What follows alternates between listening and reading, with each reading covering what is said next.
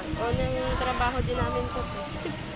First time. Opo, ano kami kakagraduate lang din namin yung June 26. Ano kayo? First job. graduate kayo? Opo. First job din namin. Sabak lang din.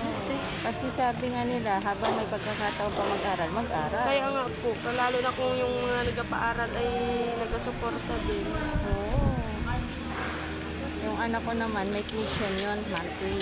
Ano po, yung state university siya or ano? Ano siya, semi-private yung pinasukan niya.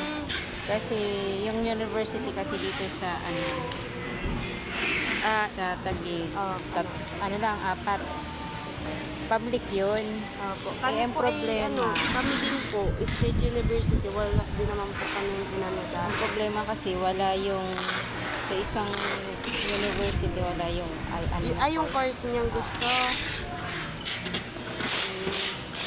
Tapos hindi, dalawa pa lang university. Tapos dun sa isa naman meron, kaya lang maaga Naubusan ng slot. yung isa naman through online. Pangit naman. Pangit talaga kapag online kasi kami dati nga hirap kami ng online. Kasi unang pasok namin ay naabutan kami ng pandemic. Kasi wala ka naman maiintindihan Wala talaga sa explanation pag through online. Kaya nung naghahabol kami ng grade, nitong hindi na mahabol yung iba kasi diba? Wala na daw, pati yung ibang instructor, wala na din, hindi na sila pumapasok. Paano pala kung ila-line up mo pa sa scholarship, tapos meron pang... May maintaining grade. Oo, sabi niya, ayaw niya. Sabi niya, ayoko, ganun siya.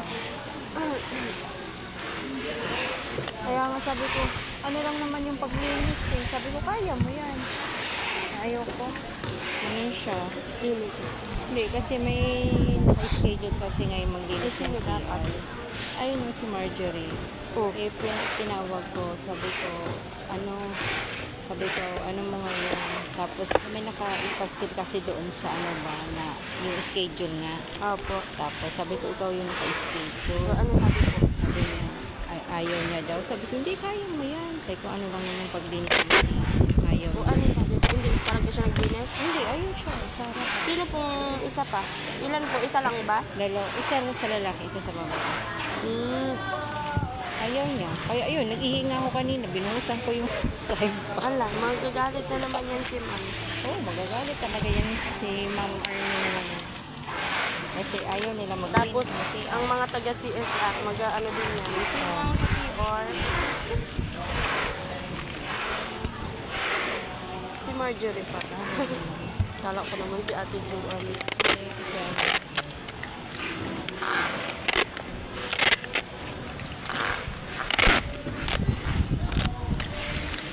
Pero maganda sana mag-aral sa university na wala kang iisipin na Tuition. tuition. Opo. Kasi ang kabayaran lang dun mga miscellaneous fee. Wait, wala na. Ganon.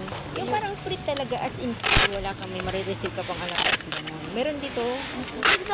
Po, ganyan. Katulad ngayon, nakasali kami dun sa scholar kahit graduate na kami. Kasali pa rin kayo. Eh di may marireceive pa rin Opo. kayo. Ay, yun? Dapat po yun ay pang grade, yung pang fourth year namin. Eh, hindi agad na ayos ata. Kaya yung mga pag-graduate, yung graduate na makakatanggap kasi nakasali pa sila. Kasali kami dun yung kami kagabi. Nakakuha din po kami nun, nung fourth year kami. Kasi yung sa anak ko, hindi naman siya full, scholarship din siya, kaya hindi siya full. Half-half, ganun. Kaya yung monthly niya, katumbas ng bahay namin, bayad. Magkano? Ay, nag-upa lang din po kayo? Magkano po ang 4,000. Saan? Ay, ibig sabihin po, hindi talaga kayo taga-dan. Taga rito. Taga rito talaga kami. Kasi ang asawa ko taga rito talaga sa Taguig.